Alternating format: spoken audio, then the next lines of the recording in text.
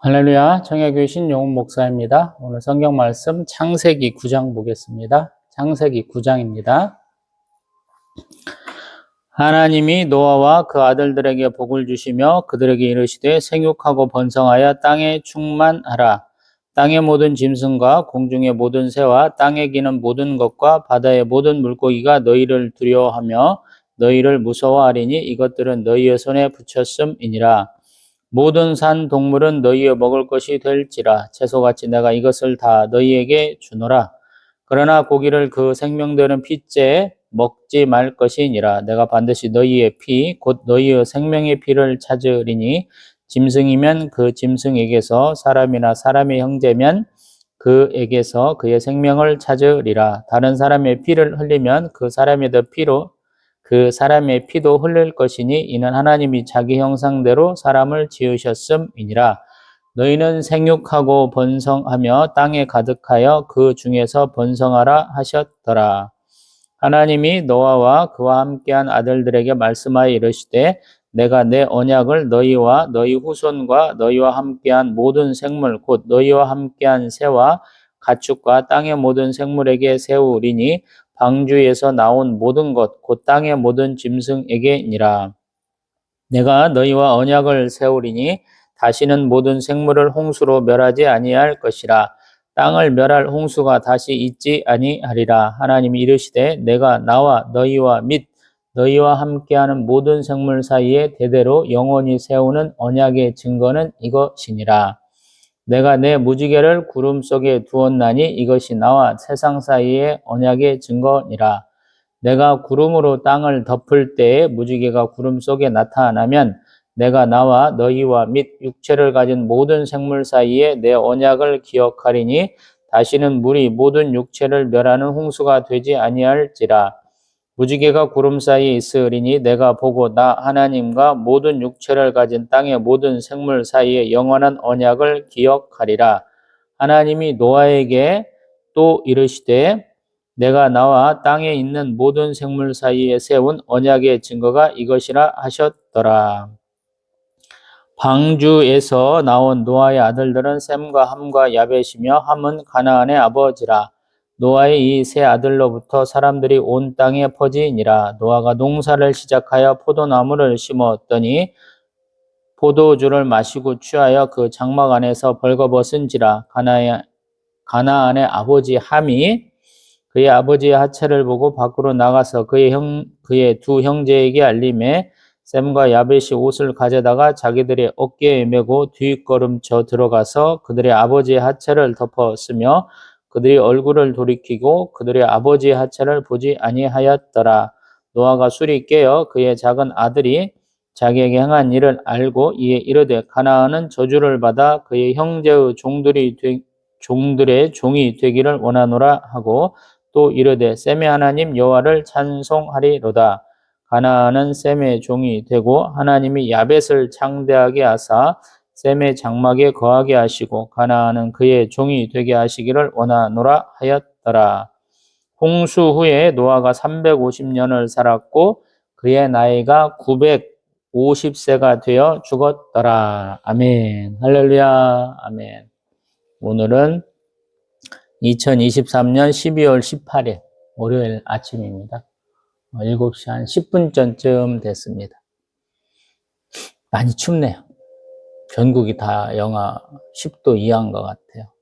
저도 지금 굉장히 추워갖고 지금 코끝이 지금 조금 빨갛다네요. 제가 달랑 나누기를 잘해야 된다 그랬어요. 근데 제가 지금 달랑 나누기를 해갖고 보자니 좀 분량이 많이 늘어갈 것 같아서 좀 그 부분을 조금 말해놓고도 못 지켜서 너무 죄송합니다. 저번 동영상에서도 말씀드렸듯이 우리 창세기 8장 20절부터 9장 17절까지 보면 굉장히 연계성이 높습니다. 그리고 9장 18절에서부터 10장 마지막까지 보면 또 연계성이 높아요. 근데 그러다 보면은 이게 좀 분량이 들쭉날쭉해요. 처음에 창세기 1장, 2장, 3장 이 정도 다룰 때는 제가 한쪽을 다루는 걸 목표로 했었어요. 왜냐하면 처음에 할 얘기가 많기 때문에.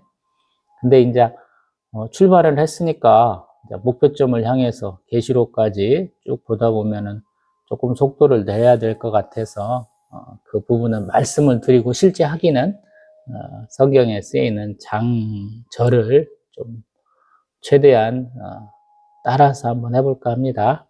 감안을 좀 해주세요. 지난 시간에 보았던, 미리 좀 말을 했었죠. 8장 20절부터 22절 사이에 보면 하나님이 축복하셨고, 그 축복하신 것에 대해서 노아가 감사하면서 하나님 앞에 번제를 드리는 장면이 있었죠. 그리고 이것이 성경에서 아마 하나님께 번제를 드리는 최초의 장면이 아니냐, 자, 그렇게 좀 예상을 해봤죠. 제 의견을 제시해봤습니다.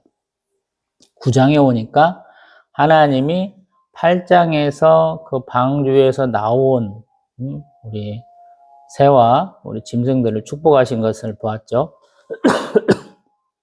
죄송합니다. 근데 9장에 오니까 하나님이 노아와 그의 아들들을 축복하셔요. 뭐라고 그러셨냐면 생육하고 번성하여 땅에 충만하라. 이 말씀은 우리가 저번에도 말씀드린 것 같은데 창세기 1장 또 창세기 9장 또 그 다음에 35장에서 말씀되고 있어요. 그래서 이 축복의 말씀은 창조하고 관계되어 있지 않느냐라는 제 의견을 좀 제시를 해봤죠. 지금도 보면 이 노아와 세 아들을 축복해서 생육하고 번성하여 땅에 충만하라 하셨어요. 그리고 땅의 모든 짐승과 공중의 모든 새와 땅에 기는 모든 것과 바다의 모든 물고기가 너희를 두려워하며 너희를 무서워하겠다라고 말씀하셔요. 굉장히 축복하신 거죠. 제가 노아하고 홍수전에 있었던 얘기를 하면서 노아는 굉장히 고통스러웠을 것이다. 자녀도 늦게 얻었고 여태껏 성경의 의인의 족보에서 가장 늦게 얻었고 또 120년 동안 장가도 가야 되고 뭐 아기도 얻어야 되고 그 다음에 방주도 지어야 되고 새와 짐승들 받아들여야 되고 그들이 먹고 살 뭐 이런 것들 다 준비해야 되고 굉장히 바빴을 것이다. 근데 아마 도움은 많이 못 받지 않았을까 이 생각을 좀 말씀드려 봤죠. 근데 그렇게 무시당하고 관심 밖에 있던 사람이 이제 만물이 두려워하는 사람이 됐어요. 하나님이 어떤 역사하시는 방법인 것 같아요. 방식인 것 같아요. 우리 바로와 애굽 백성들이 계속 우리 모세와 아론이 가서 10가지 재앙을 선포하는데도 불구하고 계속 덤비잖아요. 그래서 결국에는 그 모세와 아론을 굉장히 위대하게 보지 않습니까? 그런 것 같아요. 하나님이 처음에는 이렇게 깊은 수렁과 웅덩이에서 하나님 반석 위에 세우신다라는 시편 40편 말씀처럼 그렇게 우리 노아와 그의 자녀들을 높이 세우시는 장면을 지금 우리가 보고 있는 것이죠. 그 다음에 공식적으로 지금 감람나무 이파리, 올리브 잎새를 비둘기가 갖고 왔지만 아직 농사를 제대로 지을 수 없는 땅이었을까요? 제가 지난번에도 말씀드려봤지만 우리 산불이 나면 그 다음에 그곳이 다시 이렇게 수풀을 이룬다 그랬어요. 근데 홍수가 나면 그것을 다시 생명의 땅으로 바꾸기가 쉽지 않다 이런 말씀을 드려봤죠. 그렇기 때문에 아마 농사는 빨리 지을 수 없었을 거예요. 그래서 먹을거리를 하나님이 미리 마련해 주시는 거예요. 그래서 우리 레위기 11장에 나오는 것처럼 먹을 수 있는 짐승 우리 미리 하나님이 방주에 타게 하신 것 같다라는 의견을 개진을 해봤죠. 여기서도 마찬가지. 제가 왜 그런 생각을 하게 됐냐면 3절에 모든 산 동물은 너희의 먹을거리가 될지라 채소같이 내가 이것을 다 너희에게 주노라. 아멘. 먹을 게 있는 거. 근데 피는 이렇게 빼고 먹어라 이렇게 말씀하고 계시죠. 그리고 생명의 피다 그래요. 5절. 이 사람들은, 유대인들은 이 피에 생명이 있다 그래서 이걸 굉장히 강조를 하죠. 그리고 6절에 보면 다른 사람의 피를 흘리면 그 사람의 피도 흘릴 것이다. 왜냐하면 하나님이 자기 형상대로 사람을 지으셨기 때문이다. 이렇게 말씀하고 있어요. 할렐루야. 그래서 살인을 굉장히 금지하고 있죠. 우리도 마찬가지로. 현재 21세기를 살고 있는 우리에게는 온갖 일들이 많죠. 근데 그 생명이라는 거, 부분에서 우리 기독교가 굉장히 보수적인 입장을 취할 수밖에 없는 것이 하나님이 벌써 창세기에서부터 그 말씀을 하고 계시거든요. 전 세계적으로 우리가 아기가 뱃속에 있을 때부터 뱃속에 있을 태아 때부터 그 기간을 나이로 쳐준 아주 우수한 민족이었는데 우리가 법적으로는 이제 만 나이를 쓰자 그래서 조금 다른 나라 사람들하고 이제 나이를 비슷하게 맞추게 됐는데요. 생명 존중 사상에서는 우리가 굉장히 앞서가는 그런 민족이었죠. 나라였고요. 그 다음에 우리 7절에 다시 한번 말씀하셔요. 생육하고 번성하며 땅에 가득하여 그 중에서 번성하라. 아멘. 되게 축복의 말씀은 한 번으로 끝나는 게 아니고요. 2번, 3번 연속해서 와요. 그래서 일을 할 때도 굉장히 열심을 내야 돼요. 결과를 만들어낼 수 있도록. 억지로 만들어내는 것은 조금 안 좋겠습니다만은 그래도 할 수 있는 최선을 다하는 거예요. 그럼 하나님의 축복이 계속 임해요. 우리 달란트 비유나 문화 비유에도 보면 열심을 낸 사람이 하나님 축복하시잖아요. 착하고 충성된 종아, 네가 작은 일에 충성했으니까 내가 복을 주리라 그러시잖아요. 얼마나 감사해요. 하나님 다 보고 계시거든요. 그래서 최선을 다해서 하나님 뜻대로 행하려고 노력할 때 하나님이 더 축복해 주시는 거예요. 그래서 참 감사하고 참 기뻐할 일들이 많아집니다. 아멘. 그리고 하나님이 이제 다시는 물난리, 홍수로 심판 안 하시겠다고 말씀을 하시죠. 그래서 언약을 세우세요. 그래서 이 번제가 사실은 언약과 이렇게 연관돼서 생각을 해야 되겠구나 그래요. 이 언약은 개념이 그 짐승을 이렇게 도사를 해갖고 반절로 딱 가르는 그런 개념이에요. 이제 조금 아브라함 때로 넘어가야 언약의 개념이 이제 더 확실해지는데 여기서도 무지개 언약이라 그래서 하나님이 번제를 받으시고 축복하시고 그 다음에 증거를 주셔요. 대개 언약은 이제 생각할 게 언약의 당사자가 누구냐라는 거예요. 우리는 계약할 때는 사람과 사람이 한다고 되게 그렇게 생각하잖아요. 언약은 하나님과 하나님의 백성 사이에 이루어지는 계약이에요. 그래서 하나님은 계약의 당사자세요. 근데 하나님보다 더 높은 존재가 없잖아요. 그래서 하나님은 언약의 보증자가 되시거든요. 그래서 하나님이 그 언약의 보증자로서 증거를 이렇게 하나 주시는 게 그게 뭐냐면 지금 무지개다. 언약의 증거가 왜 필요할까요? 라는 것이죠. 그것은 하나님이 이렇게 했어. 또 언약의 당사자에 있던 사람들이 예전에 이런 일이 있었어 라고 눈으로 보여주기 위한 그 증거가 있기 때문이죠. 필요하기 때문이죠. 우리 이제 이 모세오경에 보면 우리 요단강 동편에 머물렀던 지파들이 있잖아요. 므낫세 반지파, 갓지파, 르우벤 지파는 미디안 족속하고 싸워가지고 얻은 짐승이 너무 많은 거예요. 그래서 우리가 요단강 건너서 서편까지 가야 되느냐 이런 고민을 했던 것 같아요. 그래서 우리 가축들하고 처자들 요단강 동편에 머무르게 하고 우리가 따라가겠습니다 그러잖아요.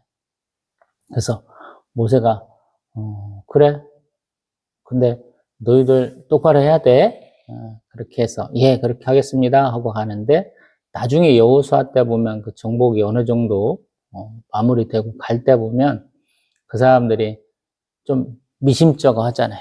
모세도 죽었는데 여호수아 갖고 되겠어? 다른 집 뭐라고 할지 모르니까 우리가 증거 좀 남기자. 그래서 돌무더기 쌓고 가거든요. 사람의 심리. 오늘 또 모세오경 보다 보면 지계석 뭐 이런 표현이 나와요. 뭐냐면 내 땅이야. 그래서 그 돌들을 세워놓는 그런 게 있었던가 봐요. 그래서 그것들 옮기지 말라라는 말씀이 또 나와요. 사람은 이렇게 눈에 보이는 것을 많이 추구해요. 그래서 뭐 저도 마찬가지인데 하나님 한번 보여주세요. 이 기도 한두 번 한 것도 아니고 좀 어리석긴 한데 하나님 여기서는 미리 보여주신 것 같아요. 지금 무지개 딱 구름 사이에 보일 때마다 내가 너희를 심판하지 않을 거야 라고 말씀하시잖아요. 그래서 참 감사하죠.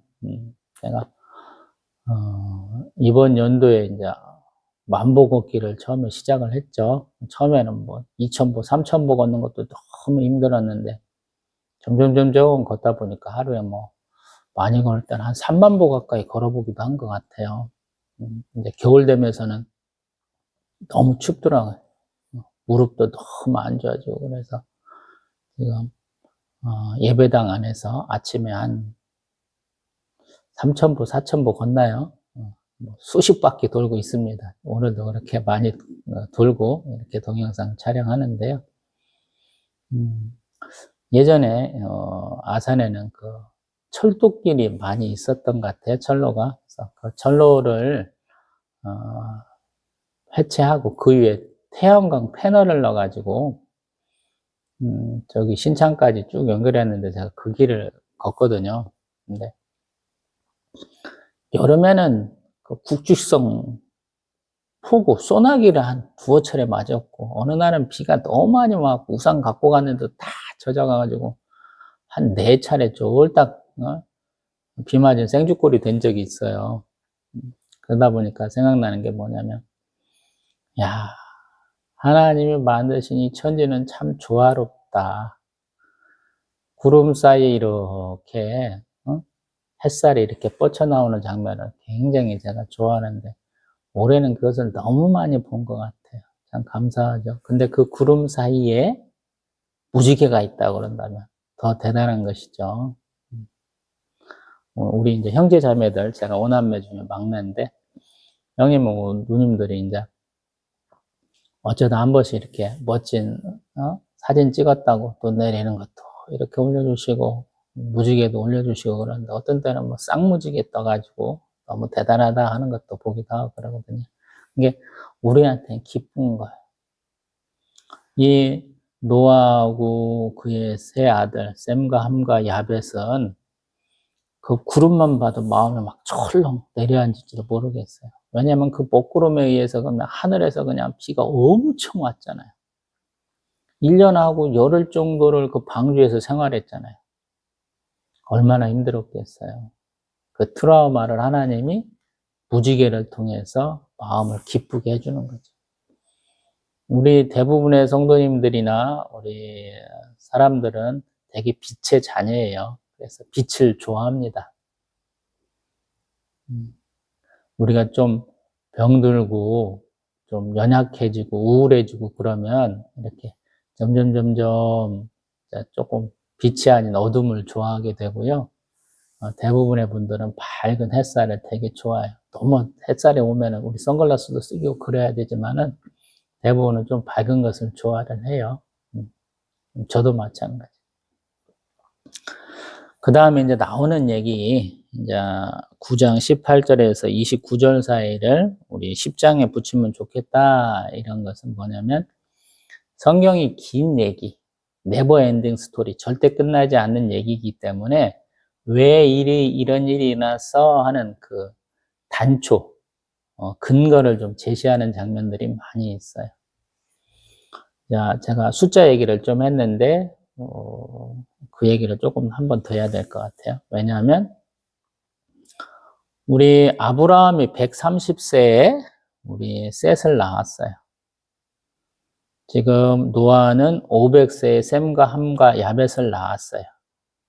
그리고 600세에 홍수가 있었어요. 그러고 나서 조금 지나서 이제 한 1년쯤 광주 생활하고 나와서 농사를 지었겠죠. 근데 첫 번째 농사 지은 게 뭐냐면 포도나무 농사를 지었다 그래요. 왜 올리브나무 이파리부터 이렇게 봤으니까 올리브 농사 짓지 왜 포도나무 농사 지었을까? 모르겠어요, 그건. 땅의 성질이 그런가? 본인이 원래 술을 좀 좋아하는 사람이었나? 잘 모르겠어요. 근데 포도나무 농사를 지었다라는 것은 자신이 먹고 마시기도 하겠지만 하나님 앞에 드릴 수 있는 아주 좋은 거예요. 하나님 앞에 전제로 부어드린다 그래서 그런 표현을 할 때 포도나무를 얘기하거든요. 제가 6월절 얘기할 때도 빠지지 않는 것이 그 포도나무잖아요. 포도주 이렇게 얘기해야 되잖아요. 그래서 뭔가 연관이 있는 것 같아요. 근데 문제는 뭐냐면 이 샘 함 야벳이라는 사람들이 아버지가 술 취해서 벌거벗고 자는 것에 대해서 어떤 반응을 했는가라는 거예요. 지금 노아는 벌써 600세에 홍수를 겪었어요. 굉장한 노년이기도 하겠죠. 근데 350년을 더 살았다 그래요. 정정한 것이죠. 그리고 이 자녀들도 벌써 100세가 넘은 사람들이에요. 100살이 넘었어요. 근데 그러한 나이 먹은 아버지, 우리로 보면 장성한 자녀 사이에서 이런 일이 가능할까라고 제가 한번 생각을 해보게 되더라고요. 이게 말이 되나? 남자들이 그냥 벌거벗고 다니는 것에 대해서 그렇게 신경을 쓰나? 집안에서 벌거벗고 있는데 그게 문제가 되나? 이런 생각을 좀 해보게 되더라고요. 근데 이것을 창세기 3장의 내용과 한번 이렇게 갖다 대서 한번 생각해 보자라는 것입니다. 우리 아담과 하와가 선악과 나무 열매 따먹고 처음에 깨달은 것이 자기들이 벌거벗었다 그래서 우리 무화과 나무 이파리 엮어가지고 치마 만들어 입었잖아요. 그리고 이것은 하나님께 혼나는 거. 어찌 보면 자신의 그 무의식 가운데, 자신의 어떤 기억 가운데 창피한 거야. 이런 생각으로 남을 수 있다는 거예요. 요즘 사람들은 이불킥이라 이렇게 표현하더라고요. 뭔가 사람들 앞에서 막 창피한 일을 많이 했어. 근데 막 생각해 보니까 너무 창피해. 그래서 막 이불 뒤집어 쓰고 그 안에서는 막 발 동동동동 굴르면서 막 차면서 하는 것이 이불킥이다 그러거든요. 저도 그런 거 되게 많아요. 하나님이 이상하게 기억나게 하신 것들이 너무 많아요. 제가 어리석고 또 뭐 이렇게 까칠하고 또 그냥 감성이 그냥 막 복받쳐 올라가지고 감정이 복받쳐 올라가지고 창피했던 일들이 너무 많아요. 그런 것들이 어떤 때는 반복된다고 그런다면 어떻게 해? 막 이런 것들이 많이 있을 거예요. 근데 이 벌거벗었다는 것도 어떤 이 노아와 그의 자녀들에게는 그런 것이 있었던 것 같아요. 그리고 구세대와 신세대의 차이일 수도 있어요, 이게 사실은. 왜냐하면 아버지와 아들이 너무 나이가 많이 차이 나잖아요. 저희 아들하고 저하고도 차이가 많이 나요. 저희 아버지도, 아버지는 42에 저를 얻으셨나 봐요. 물론 이제 큰아들내미 또 딸 셋이 있었기 때문에 막둥이라 굉장히 사랑해 주셨지만, 양육 방법이 형님이나 누나들하고 저하고는 좀 달랐던 것 같아. 저는 고집이 많아가지고 아버지를 굉장히 힘들게 하고 또 한편으로는 아버지가 하자고만 다 했던 것 같아요. 아버지가 그 얘기도 많이 했었어요. 형님이 들으면 또 서운하실 수도 있는데 형님은 주관이 좀 뚜렷해요. 맏아들이잖아요. 그리고 그 당시 드문 우리 박사학위를 땄던 형님이니까 그래서 그런지 몰라도 형님은 이제 아버지한테 옷 하나 사달라고 그러면 그때 리바이스 청바지 되게 비쌌던 때인가 봐요. 몇십 년 전이니까 지금 이해 가시죠? 1970년대니까. 쌀한가마니까. 근데 형님은 아버지가 사준다고 그러면 다니다 보면 마음에 들지 않으면 안 산다 그러셨어요. 네. 형님하고 저하고는 16살 차이가 나니까 아버지가 저를 옷 사주신다고 그런다면 저는 몇 군데 가다 보면, 그 상점 주인이 권한다 그런가? 아버지 눈에 좋아 보이면 저는 그냥 삽니다. 마음에 안 들면 한 번 더 사면 되지. 아버지 돈 많은데 뭐 한 벌로 끝날 것도 아니잖아요. 저 그 마음이거든. 근데 형님은 그 옷 한 벌에 그냥 가장 좋은 것을 살라고 노력을 하더라. 저는 다음이 있는 사람이야. 아버지하고 또 가면 되지. 이러면 되잖아요, 저는. 요즘도 그래요. 저희가 이제, 제가 아들 하나밖에 없잖아요, 외동아들. 아들하고 이제 아산에는 저기 퍼스트 빌리지라고 뭐 이렇게 가게들이 몽땅 몰려있는 데가 있어요. 뭐 아울렛 매장이라고 그러나요? 가서 아들 옷을 사주는데 이제 아들이, 자, 우리 외가 쪽 사촌들하고는 좀 나이 차가 좀 많이 나니까 얻어 입을 옷이 없어요. 우리 뭐 친간에 제가 워낙에 막둥이고 누나들하고도 이렇게 층이 나니까 제가 늦게 가려다 보니까 뭐 사촌들 거 옷을 뭐 얻어 입을 수가 없어요. 내려받아서 입을 수가 없어요. 그래서 살아가는데 저희 사모는 고민을 되게 많이 하더라고요. 살림도 어려우니까 그러기도 하겠지만 이것저것 고르고 자빠졌어요. 그러면 제가 답답해.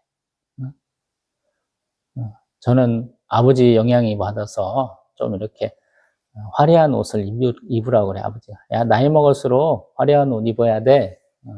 저는 이해를 못했어. 근데 저도 나이가 먹으니까 무채색이 싫어요. 제대로 색깔이 들어가는. 그리고 제가 그렇게 입어와서 그러는지 파스텔 톤이 조금 더 어울려요. 아들내미 옷을 어떻게 골라주냐면 가서 이것저것 사줘봐요.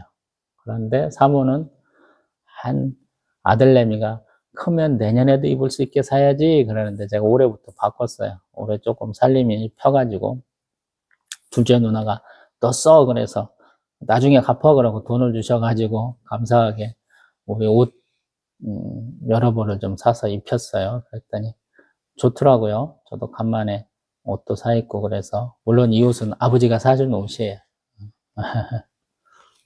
아마 아버지가 이제 돌아가셨겠거니 하는 생각이 들 때까지는 절대 안 버릴 옷이죠. 그러다 보니까 재밌어요. 저는 눈에 띄는 거 사서 입힙니다. 눈에 띄는 거 사서 입혀요.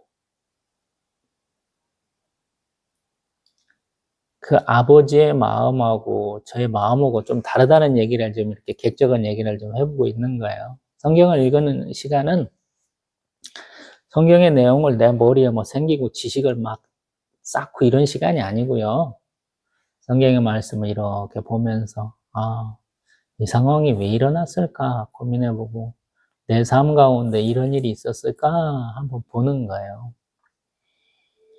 우리 성령이 임하시는 것을 옷 입는다라는 표현을 많이 해요. 이제 제가 동영상 숫자를 좀 올려보려고 그래서 이제 주일날 예배 때 하는 동영상도 좀 올릴 거거든요. 사실은 8월 달부터 한 10월 달까지 뭐 거의 100개도 넘게 아마 찍었을 건데 다 지우고 다 없애고 다시 시작하는 것이라 조금 그렇긴 하네요. 성령은 옷 입다.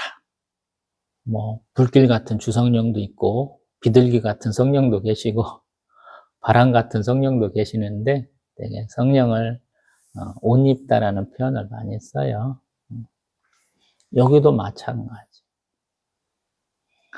왜 노아는 벌거벗은 것을 지금 여기는 막내 아들이라 그랬지만 사실은 둘째 아들 우리 보고 형들한테 가서 얘기했다. 뭐 평범하게 가서 얘기했다 그러지만 아마 그렇게 얘기 안 했으니까 더 화냈겠죠. 형들 봐봐. 아버지 빨개 벗고 자.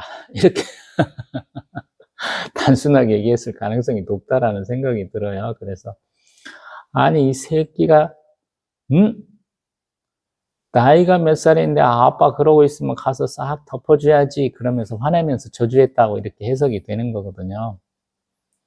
근데 이상하게 성경은 우리가 생각하고는 조금 달라요. 우리는 뭔가 잘못됐으면 그 잘못된 부분을 없애버리고 새롭게 하려고 그러는데 성경은 그냥 바둑에서 흔히 얘기하는 기세라는 게 있어요. 저도 이제 바둑을 잘 두지는 못하지만 한국 사람들과 한국 사람한테 배운 서양 사람들이 한국 기사들이 얘기해주는 말 중에 가장 이해 못하는 말이 기세라는 거예요. 바둑 두다 보면 자기가 머리가 생각하고 검토하고 딱 뒀는데 손이 헛나가는 경우가 있어요. 둬야 될 때 안 둬요. 그러면 그게 잘못됐기 때문에 아유 버리자 해야 되는데 한국 기사들은 안 그런다는 거예요. 안 그렇다는 거예요. 그 한 점의 가치를 살리려고 계속해서 그것을 연구하고 그것을 확장시켜 나간다는 거예요. 근데 서양 사람들이 보기에는 뭐더러 그래? 버려야지 이렇게 한다는 거예요. 왜냐하면 바둑에서 우리가 이제 핸디캡을 주잖아요. 덤이라는 걸 제하기 때문에 0.5집 차이로 승부가 갈려요. 바둑돌 하나를 자른 거, 그것이 승부의 관점이 된다라는 거예요. 그래서 한국 사람들은 그 하나까지 신경을 쓰는 것이고 서양 사람들은 한 점 잘못됐으니까 포기하지 뭐 이런다는 거예요. 성경은 서양 사람의 관점이기보다는 우리 한국 사람의 관점에 좀 가까워요. 뭔가 우연찮게 일어나는 일이 거기서부터 그냥 불길같이 그냥 확 타올라 버려요.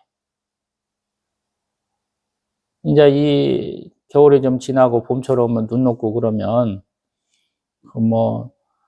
담뱃불 던지는 사람, 자기 밭 좀 정리한다고 뭐 이렇게 건부적들 모아서 태우는 것 때문에 산불 되게 많이 일어날 거잖아요.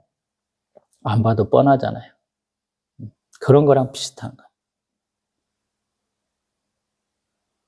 술 취한 우리 노아의 그 모습을 둘째 아들이 형들한테 얘기하고 형은 다른 모습, 동생은 다른 모습을 보였기 때문에 노아가 그 당사자도 아니고 그 자녀, 손주를 저주함으로 인해서 세 아들의 자손들이 나눠지게 되는 거예요. 축복과 저주가 임하게 된다라고 얘기하는 거예요. 그래서 성경이 어려워요. 노아는 의인이다 그랬어요. 하나님이 기뻐할 만한 사람이다 그랬어요. 자녀 사랑이 극진할 수밖에 없어요. 왜? 늦은 나이에 자녀를 얻었기 때문에. 제가 얘기했잖아요. 자녀들 노아 전에 가장 늦게 얻은 사람은 무두셀라 187세에 우리 라멕을 낳았어요. 라멕은 그렇게 아들 레미를 축복했는데 불구하고 노아는 500세에 아들 셋을 낳았어요. 물론 제가 합리적인 의심을 해봤죠. 마지막 애가 태어난 해가 500세일지 모르겠다. 아니면 새 쌍둥이를 한 번에 얻었는지도 모르겠다. 제가 이렇게 얘기해봤잖아요. 근데 자기하고 고난을 함께한 자녀들이잖아요. 세상 사람들이 뭐라 하든 아버지가 하는 대로 따라했을 아들들이잖아요. 엄청나게 쏟아지는 그 빗속에서 그 홍수를 만나서 1년 동안 한 공간에서 지지고 볶고 살았잖아요. 어찌 보면 내 자녀이기도 하지만 내 동역자이기도 한 그 자녀들을 이제 역정을 내는, 이 새끼들이 하고 욕하면서 지금 하고 있는 상황이 된 거잖아요. 그래서 성경이 어려워요. 처음부터 끝까지 동일하지 않아요. 막 이렇게 폭풍우도 나오고 눈보라도 치고 경랑도 있고 잔잔해지기도 하고 막 그래요. 그래서 왜 이런 일이 일어났습니까? 라고 따지는 게 어떤 경우에는 굉장히 무의미해요. 술김에 술이 덜 깨서 한 저주가 그대로 이어졌다 이 얘기를 하는 거거든요. 그래서 우리가 언제나 동일할 수 없어요. 우리의 감정이 막 위로 갔다 내려로 갔다 막 그러잖아요. 우리의 삶도 마찬가지잖아요. 높이 올라갔다 내려왔다 막 땅을 파고 저기 밑바닥까지 그냥 쭉 들어갔다가 갑자기 어느 날 로켓 탄 것처럼 하늘로 갑자기 뿅 솟았다가 다시 땅으로 꼬라박잖아요. 그래서 그런 거 가지고 너무 신경 쓰지 마세요. 저도 못하지만 그렇게 말씀드리고 싶어요. 데살로니가 전서 얘기 지난 동영상에서 말씀드려봤죠. 그런 것 같아요. 처음 이 동영상 찍어야지 그래서 제가 아마 여름부터 찍었던 것 같아요. 물론 다 지웠지만 근데 지금은 추워요. 엄청 추워졌어요. 온도가 지금 그때는 30몇 도 올라가고 지금 영하 10몇 도니까 한 40몇 도, 한 50도 차이 나는 것 같아요. 외부 환경은 그렇지만 제3의 형편도 막 요동을 치지만 하나님의 뜻은 그냥 이해하는 게 아니고 받아들이는 거예요. 받아들여. 그건 내 잘못이 아니에요, 사실은. 많은 분들이 죄의식이 있어요. 우리가 원죄가 있기 때문에. 아, 내가 뭐 잘못했어. 그러거든요. 근데 제가 이제 공간복음을 다루다 보면 마태마가 누가복음을 보다 보면 예수님이 그렇게 치유를 하셔요. 병을 고치는 게 아니고 마음의 병을 치유하셔요. 내 죄가 사하졌다. 이렇게 표현하시거든요. 우리는 마음의 병이 있어요. 내가 뭔가 잘못한 것 같아. 실제로 내가 뭐 잘못했어. 하나님이 우리의 죄악 때문에 우리를 바로 벌하시진 않아요. 제가 가정 형편이 안 좋아지고 부흥도 못하고 가진 재산도 없고 건강도 안 좋아지고 막 머리도 막 이렇게 올라가가지고 걱정이 많이 되고 하는 것이 다 저의 잘못 때문 아니다라는 거예요. 원래 그런 거예요. 원래 그런 거예요. 스스로 자책하지 마세요. 하나님이 뭔가 계기를 쓰신 거예요. 하나님이 나의 좋은 면도 쓰시고 나쁜 면도 쓰시는 거예요. 제가 감사하다고 하는 것은 나쁜 면, 잘못한 것을 돌려서 선하게 쓰신 것이 많아서 감사하다 그러는데 잘못된 것도 쓰시는 거예요. 제가 누구한테 욕하고 싸우고 막 그런 짓 되게 많이 했거든요. 경찰서 가니까 제가 뭐 교통사고 때문에 출입한 기억들이 다 나오더라고요. 얼마나 창피하고 그런지.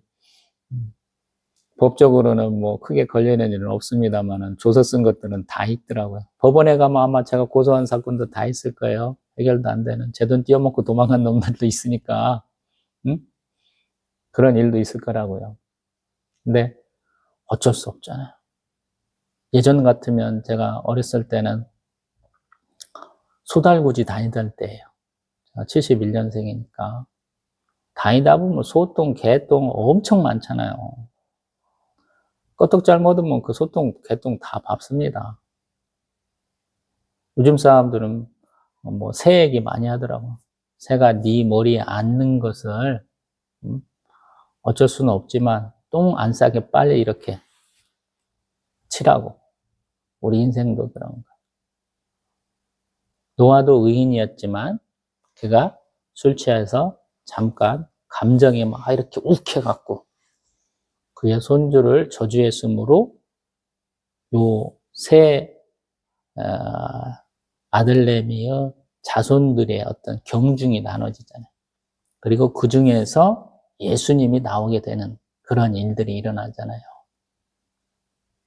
그래서 이것은 누가 잘하고 누가 못한 것을 따지는 게 아니고요. 일이 그렇게 일어났어 이렇게 얘기하는 거예요. 우리도 마찬가지. 제가 언젠가도 말씀드려봤는데 이혼하고 가족 중에 누가 먼저 소천하시고 부부간에 문제가 생기고 자녀간에 문제가 생기고 경제적으로 문제가 생기고 사회적 지위가 뭐가 생기고 심지어 범죄자가 되기도 하고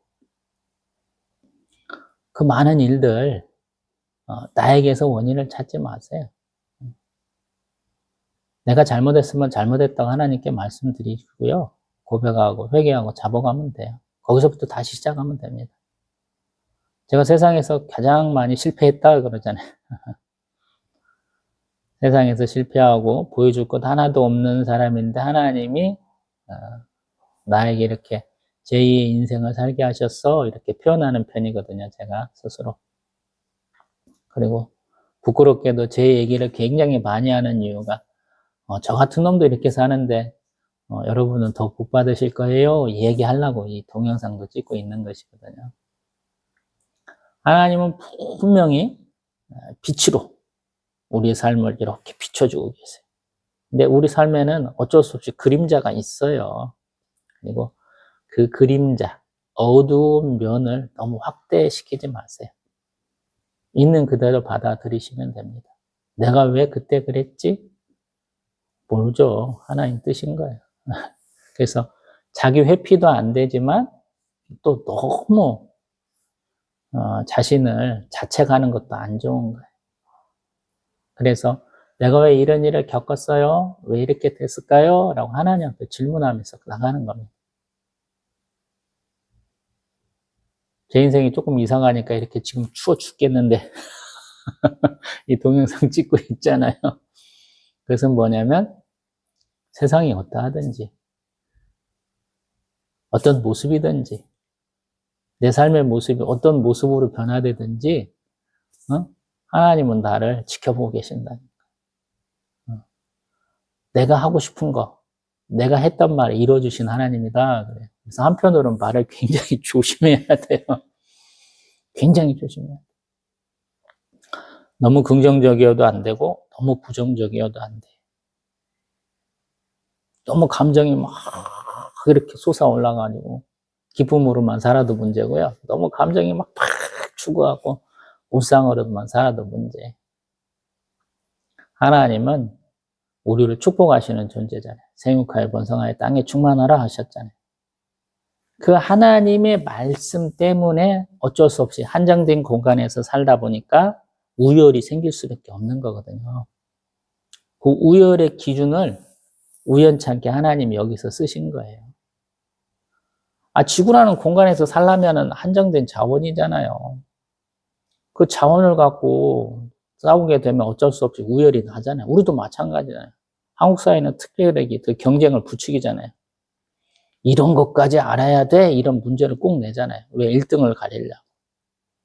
다 같이 100점 맞으면 안 되는 사회라 그래요. 그 유일하게 그런 기준을 하나만 세우니까 문제가 되잖아요. 그래서 다양하게 우리 입학 전형을 만들자 그래서 많이 만들었더니 그것이 또 하나의 빈부격차를 가속화시키는 우스운 일이 돼버리긴 했지만요. 하나님은 하나님 앞에 나오는 다양한 경로를 두신 거예요. 그래서 내가 다른 사람의 삶을 따라가면서 그대로 가야지 할 필요 없다는 얘기를 지금 한번 드려보고 싶은 거예요. 여기서 나오잖아요. 아니, 당하는 입장에서는 황당하잖아요. 가나안은 뭔 잘못이에요? 아버지가 자기의 아버지 벌거벗은 것 같고 얘기했다고 왜 나가 저주받아야 돼? 이렇게 되는 거잖아요. 가나안은 아무 잘못 없잖아요. 근데 하나님이 뭔가 기준을 세워야 되는데 우연찮게 그 기준을 세운 거예요. 그래서 우리는 받아들일 수 없는 경우가 너무 많아요.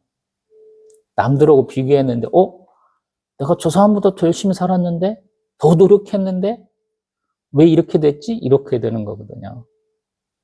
그래서 먼저 된 사람이 나중되고 나중된 사람이 먼저 된다.